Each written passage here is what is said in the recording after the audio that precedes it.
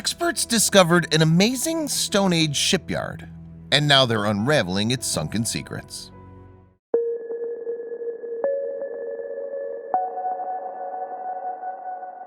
But before we start, please make sure to subscribe to Did You Know and hit the bell so you never miss an upload from us. Also, leave a like right now.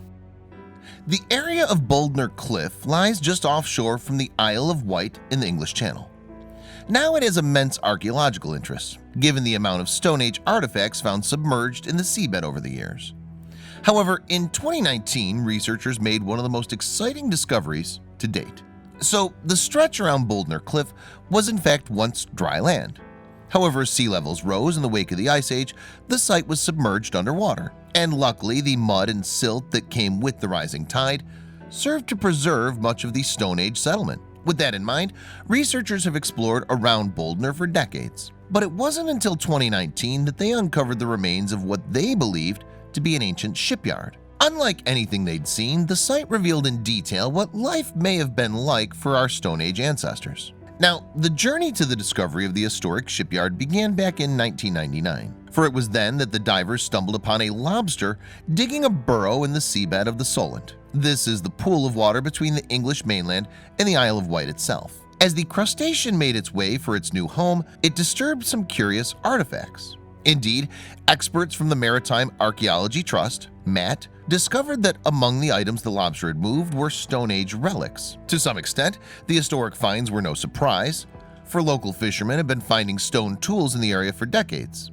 Furthermore, in 1987, an ancient forest was found submerged around the same area off Bouldnor. As technology improved, radiocarbon dating on the pollen found showed that the woodland was around 8,000 years old. As a result, the area became a hotspot for archaeological diving, with more discoveries being made. Yes, discoveries came in regularly. Many of them also dated to around the same era as the ancient forest. However, it wasn't until the MAT stepped in that specific zones of interest were identified for further investigation. And this was all thanks to the archaeological efforts in the area where the lobster was spotted in 1999. So, the artifacts that the lobster uncovered were distinctive rocks that had been used as flints by our Stone Age ancestors. But it also appeared the crustacean had dug through deposits into an ancient cliffside that existed before the Solent became submerged. What was to happen next would show that this was actually something quite significant. As a result of the lobster's efforts and the subsequent discoveries, archaeologists have returned to Bouldnor every year, and further excavations established that this was a historical coastal site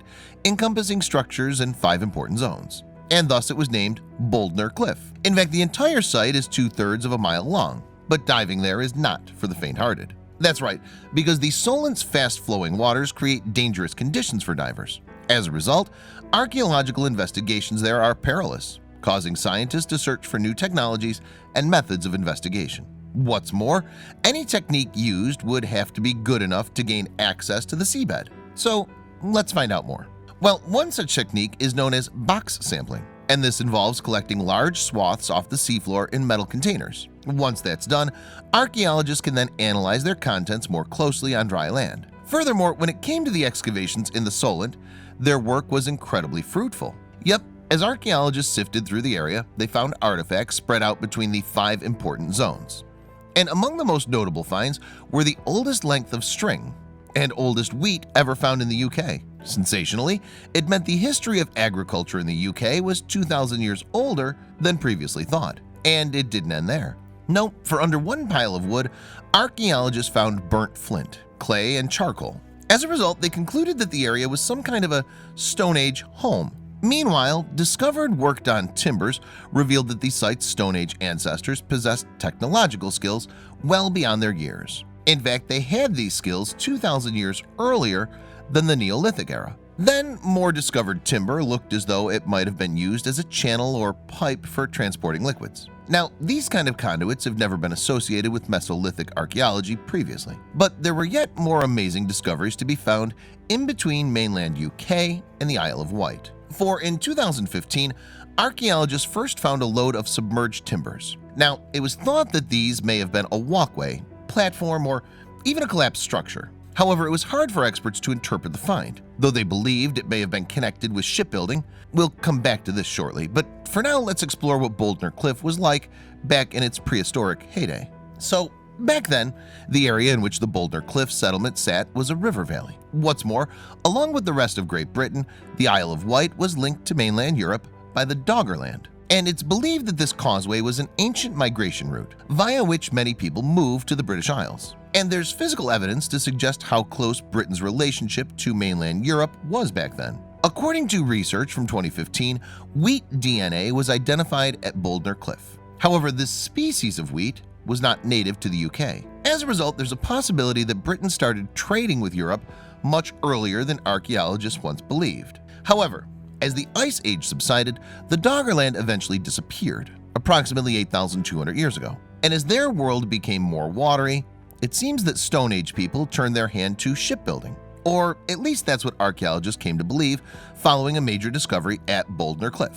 On that note, now let's get back to more contemporary times. So, as we know, the discovery in 2005 of a pile of timbers appeared to capture the curiosity of archaeologists. But the artifacts were difficult to place for a while, and their significance couldn't really be ascertained. As a result, what happened next would use technology to make researchers' lives easier. To add to that, a nice little coincidence would emerge some 15 years later. That's right. To start with, the MAT employed up-to-the-minute photogrammetry techniques to eventually map the 2005 timber remains. And then came a major breakthrough in the spring of 2019, when erosion revealed another structure within the submerged forest. As such, the Trust was eager to learn more about the site. Therefore, researchers firstly created a 3D digital mode of the underwater landscape. That way it could be explored fully without diving. After that, a team from the MAT excavated the site to reveal the important discovery in all its glory. And it would certainly challenge any previously held conceptions about what our ancestors of the time were capable of. Astonishingly,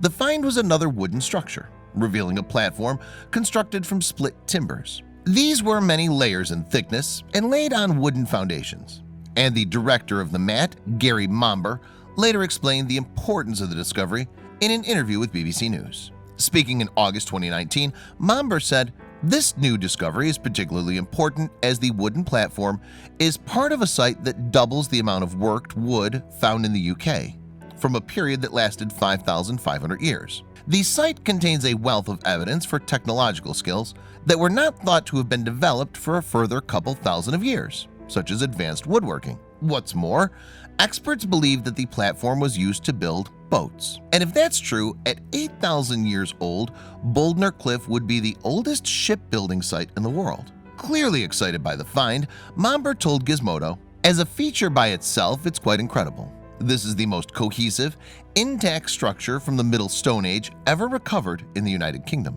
As Momber continued to explain to Gizmodo, it opens doors into something we know so little about: how these people arrived and how these societies slowly developed and changed. And given the significance of recent finds at Bouldnor Cliff, there's a good chance that more ancient history lies underwater. Taking that into consideration, researchers decided to widen their remit. Yes, archaeologists are exploring whether there are submerged landscapes in the nearby English Channel and further afield in the North Sea. In 2017, Dr. Rachel Bynot told The Guardian, "Many people may not realize that much of the North Sea was once dry land. These now drowned landscapes contain important information about the lives of our ancestors from the Paleolithic all the way through until the Neolithic period." However, not everyone seems to agree that the ancient platform would have been used for shipbuilding. For example, one expert who remains skeptical is Dr. Helen Farr, an archaeologist from the University of Southampton in England.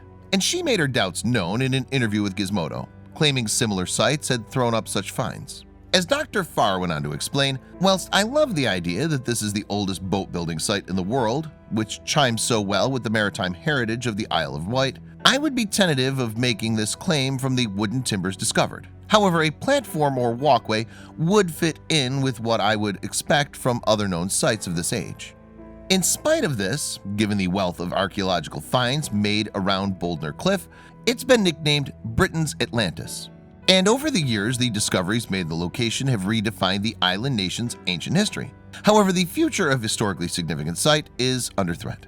Ironically, it's from the same thing that helped researchers make their latest discovery: Over millennia, the landscape of the Solent has changed as a result of varying sea levels, and the rising tide brought with it deposits of silt and mud, which buried the ancient landscape around Bouldnor Cliff. In turn, these materials preserved it for thousands of years. However, as time has passed, coastal erosion has uncovered the site bit by bit, leaving it vulnerable to the elements. Indeed, the 2019 artifact, for example, had to be dealt with swiftly due to the ongoing dangers of erosion. A post on the MAT website explained, "The inspection in May 2019 revealed that this feature had only recently become exposed, as it was not seen in 2018. The ongoing erosion meant that we had to record and recover it, or lose this unique piece of our past forever." What's more, the erosion hasn't gone unnoticed by some of the best-known historians in the business. For example, Dan Snow is a British historian and television presenter who hosts History Hit, an incredibly popular history podcast. And when he went diving at Bouldnor Cliff, he was impressed with the remains he saw, but he was also shocked by the ongoing erosion. And furthermore, with the site being underwater, there are other complications. As Matt's Gary Momber went on to explain after the find in August 2019, this site shows the value of marine archaeology for understanding the development of civilization. Yet, being underwater, there are no regulations that can protect it. Therefore, it's down to our charity, with the help of our donors, to save it before it's lost forever. With that in mind, elements of the wooden platform from the reported shipbuilding site have been removed from the seabed.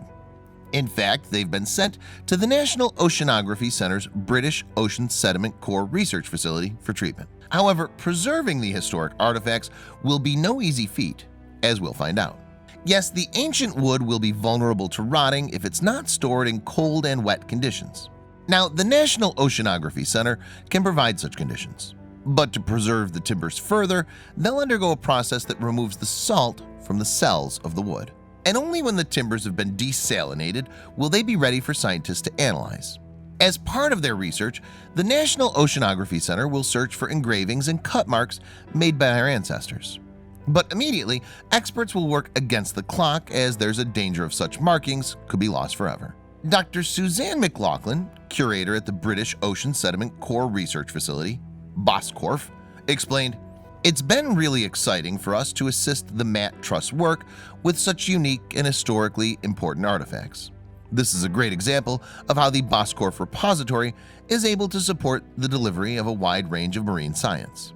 Meanwhile, an archaeology project is set to carry out a separate investigation in response to the discovery of the ancient shipyard. Indeed, the Bouldnor Butzer Mesolithic Woodworking Project is attempting to build boats from logs and other natural materials.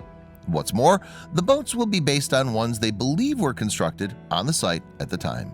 So for the time being at least, Bouldnor Cliff remains Britain's Atlantis. However, the treasured site appears under threat as a result of erosion and a lack of statutory protections. As a result, Dr. Farr told Gizmodo, "It's really important to now think about how we can protect these important sites that can tell us so much about activity in the deep past." And in September 2019, a tweet from the Maritime Archaeology Trust reiterated how essential it was to save Bouldnor Cliff. It read, "It's a race against time for this site being eroded from the Solent sediments. This year, a unique timber platform feature was recovered. We're fundraising to conserve this."